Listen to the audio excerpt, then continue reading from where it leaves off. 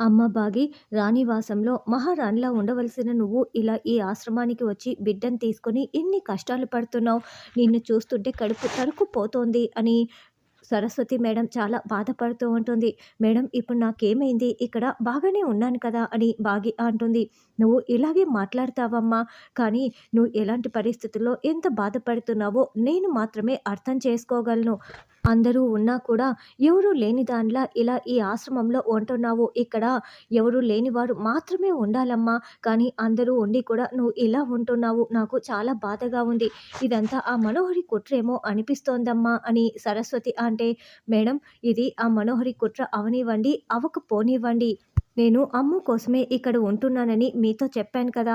అమ్ము ప్రాణాలే నాకు ముఖ్యం మేడం. అది నిజం అవ్వనివ్వండి, మనోహరి కుట్ర అయినా కాకపోయినా నేను ఆ సమయంలో ఏమీ కూడా ఆలోచించలేదు.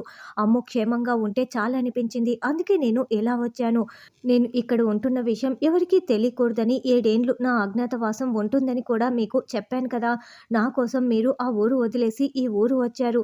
మీ సహాయం నేను ఎప్పటికీ మర్చిపోలేను అని బాగి అంటే, చూడమ్మా నువ్వు చేసిన సహాయం ముందర నేను చేసింది ఒక లెక్కే కాదు. అయినా కూడా దానం చేసిన వాళ్ళు అడుక్కు తింటారు అనే ఒక నానుడి ఉంది. అది నిన్ను చూస్తుంటే నిజమేనేమో అనిపిస్తోందమ్మా. నాకైతే చాలా బాధగా ఉంది అని సరస్వతి బాధపడుతూ ఉంటుంది. ఇదంతా ఆ మనోహరి కుట్రేమో అని చెప్తున్నా కూడా నువ్వు ఏమాత్రం కూడా పట్టించుకోవటం లేదు. అమర్‌ని, ఆ ఇంటిని, పిల్లల్ని సొంతం చేసుకోటానికి మనోహరి ఏమైనా చేస్తుందని నీకు ముందే చెప్పాను కదమ్మా అని సరస్వతి అంటే, ఆ విషయం నాకు కూడా తెలుసు మేడం. కానీ అమ్ము ప్రాణాలే నాకు ముఖ్యం మేడం. మీరు ఇంకేమీ ఆలోచించకండి. ఇంకో 2 ఏండ్లు నా ఈ అజ్ఞాతవాసం ఉండే తీరుతుంది. మీరు ఎన్ని చెప్పినా నేను వినను. 7 ఏండ్ల వరకు వెళ్ళను. 5 ఏండ్లు పూర్తయిపోయాయి కాబట్టి ఇక 2 ఏండ్ల అజ్ఞాతవాసం ఉంది అని బాగి చెప్తుంటే, లేదమ్మా బాగి, త్వరలోనే నీ అజ్ఞాతవాసం ముగిసిపోతుంది. నువ్వు ఎందుకో నీ వాళ్ళని నీ ఇంటికి తిరిగి వెళ్తావని, అది త్వరలోనే జరుగుతుందని నా మనసుకి అనిపిస్తోందమ్మా. ఖచ్చితంగా అది జరిగే తీరుతుంది. త్వరలోనే జరుగుతుంది అని సరస్వతి అంటే, మేడం మీరు అనుకుంటున్నారే కానీ నేనైతే 2 ఏండ్ల వరకు వెళ్ళను మేడం అని బాగి చెప్తుంది. ఇంతకీ ఆరు ఎక్కడమ్మా? అని సరస్వతి అడగటంతో, కృష్ణుడిలాగా రెడీ అయిపోయింది మేడం అని బాగి చెప్తుంది. ఇక అప్పుడే పిల్లలందరూ కూడా ఆరు ఆరు అని పిలుస్తూ కేకలు పెడుతూ ఉంటారు. చూడమ్మా, అరుంధతి నిన్ను ఆ ఇంటికి, ఆ పిల్లలకి, అమ్మరికి ఎలా దగ్గర చేసిందో, ఇప్పుడు మళ్ళీ పుట్టిన ఈ ఆరు పాపనే నిన్ను, ఆ ఇంటిని ఒక్కటి చేస్తుంది. నాకెందుకో అదే నిజం అవుతుందనిపిస్తోంది. ఆరు పాపనే మిమ్మల్ని కలుపుతుంది అని సరస్వతి మేడం చెప్తుంది. కృష్ణుని వేషంలో ఉన్న ఆరు పాపను చూసి ఆరు ఆరు అని అందరూ పిలుస్తూ ఉంటే, ఆగండి ఆగండి, ఇప్పుడు నేను ఆరు కాదు, మీరంతా ఎందుకు నన్ను ఆ పేరుతో పిలుస్తున్నారు?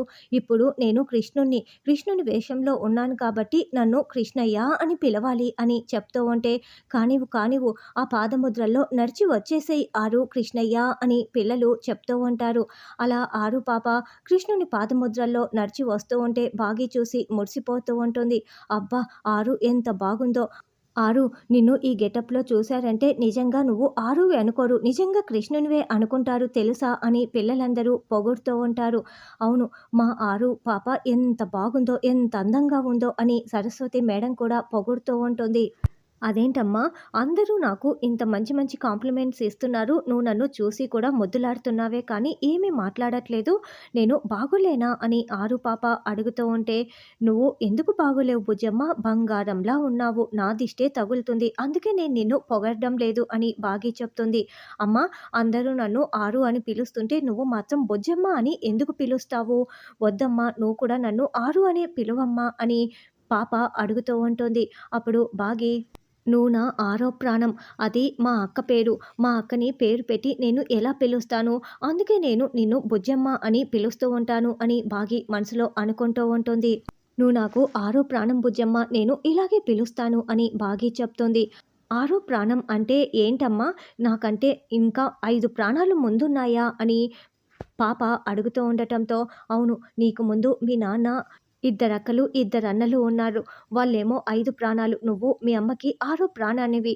మీ అమ్మ అందరికీ దూరంగా ఉంటుంది. నీకు ఈ విషయం తెలీదు కదా అని సరస్వతి మేడం మనసులో అనుకుంటూ బాధపడుతూ ఉంటుంది. అమ్మా! నేనిప్పుడు ఉట్టి కొడతానమ్మా అని ఆరు అనడంతో, "నువ్వు ఇంత చిన్నదానివి మరి ఎలా ఉట్టి కొడతావు?" అని బాగి అంటే, "చిన్న పెద్ద తేడా లేదమ్మా నేను కొట్టి చూపిస్తాను చూస్తూ ఉండు" అని ఇక ఆరు పాప అలా ఉట్టి కొట్టటంతో పిల్లలందరూ, బాగి అందరూ చాలా సంతోషంగా చూస్తూ ఉంటారు. ఇక్కడేమో పిల్లలు కృష్ణుని పాదముద్రలు బాగి ఆరు పాప కోసం వేస్తూ ఉంటే అప్పుడే రాథోడ్ అక్కడికి వస్తాడు. ఇదంతా కూడా చెంబా చూస్తూ ఉంటుంది. అప్పుడు అంజు, "ఏంటక్కా ఎవరి కోసం అమ్ము నువ్వు ఇలా పాదముద్రలు వేస్తున్నావు" అని అడగటంతో, "మన బుజ్జమ్మ, మిస్సమ్మ ఇద్దరూ వస్తారు కదా! మన బుజ్జమ్మ కోసమే ఇలా పాదముద్రలు వేస్తున్నాను" అని అమ్ము చెప్తుంది. "వాళ్ళు ఎప్పటికీ తిరిగి రారు. ఇప్పటికి 5 ఏండ్లయిపోయింది. మీరు ఇంకా ఆ పదం, మాట మర్చిపోకుండా వాళ్ళని ప్రతి సంవత్సరం ఇలా గుర్తు చేసుకుంటూనే ఉన్నారు. కానీ వాళ్ళు 7 ఏండ్లు పూర్తయిపోయిన తర్వాత కూడా ఇక్కడికి అడుగు పెట్టలేరు. వాళ్ళు ఎప్పటికీ రారు. ఇదే జరిగేది" అని అనుకుంటూ చూస్తూ ఉంటుంది. "గుడ్ మార్నింగ్ పిల్లలు" అంటూ రాథోడ్ అక్కడికి రావటంతో, "గుడ్ మార్నింగ్" అని పిల్లలు చెప్తారు. "ఏంటి పిల్లలు, ఏంటి ఈ పాదముద్రలు ఇలా వేస్తున్నారు" అని అడగటంతో, "బుజ్జమ్మ కోసమే వేస్తున్నాం రాథోడ్. ఖచ్చితంగా ఈ సంవత్సరమైనా మిస్సమ్మ బుజ్జమ్మని తీసుకొని వస్తుందని మా ఆశ. ఖచ్చితంగా వస్తుంది. ఈ పాదముద్రల్లోనే మా బుజ్జమ్మ నడుస్తుంది" అని పిల్లలు చెప్తుంటే, అయ్యో! ప్రతి సంక్రాంతి, ఉగాది, దసరా ప్రతి సంవత్సరం ఇలా పండుగలన్నీ పోతూనే ఉన్నాయి. 5 సంవత్సరాలు పూర్తయిపోయింది. మిస్సమ్మ మాత్రం ఇంకా రాలేదు. ఎక్కడికి వెళ్ళిందో కూడా తెలీదు. ఈ పిల్లలేమో ఎదురు చూస్తూ ఉన్నారు అని రాథోడ్ బాధపడుతూ ఉంటాడు. రాథోడ్, "అసలు మిస్సమ్మ ఎందుకు వెళ్ళిపోయిందో కూడా అర్థం కావటం లేదు.